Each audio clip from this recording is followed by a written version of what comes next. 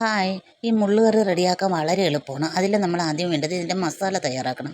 ഒരു പാത്രം വെച്ച് ചൂടാക്കി അതിലേക്ക് മഞ്ഞൾപ്പൊടിയും മുളക് പൊടിയും മല്ലിപ്പൊടിയും ഇട്ട് ഇതുപോലെ ഒന്ന് മൂപ്പിച്ചെടുത്ത് മിക്സിയുടെ ജാറിലേക്ക് തണുക്കുമ്പോൾ ഇട്ട് ആവശ്യത്തിനുള്ള പുളിയും ചേർത്ത് നന്നായി അരച്ച് മാറ്റി വെച്ചിട്ട് ഒരു ചട്ടി വെച്ച് ചൂടാകുമ്പോൾ മുളകും കറിവേപ്പിലയും കടുകും കൂടെ പൊട്ടിച്ച് വഴറ്റിയിട്ട് അതിലേക്ക് കുറച്ച് ചെറിയ ഉള്ളി പച്ചമുളകും കൂടെ അരിഞ്ഞതും 2-3 പച്ചമുളകും കൂടെ അരിഞ്ഞത് ഉപ്പും ചേർത്ത് വഴറ്റി വഴന്ന് വരുമ്പോൾ 2 തക്കാളി അരിഞ്ഞതും കൂടെ ചേർത്ത് വഴറ്റുക.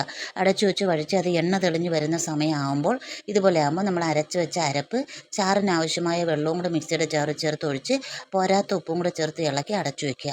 ആ അടച്ചു വെച്ച് ചാറൊന്ന് തിളച്ച് വരുമ്പോൾ നമ്മൾ വൃത്തിയാക്കി വെച്ച മുള്ള്, ഞാനിത് ഈ ചൂരയുടെ മുള്ളാണ് വൃത്തിയാക്കി വെച്ചിരിക്കുന്ന ഈ ചൂര മുള്ളിൻ അതിലേക്ക് ഇടുക.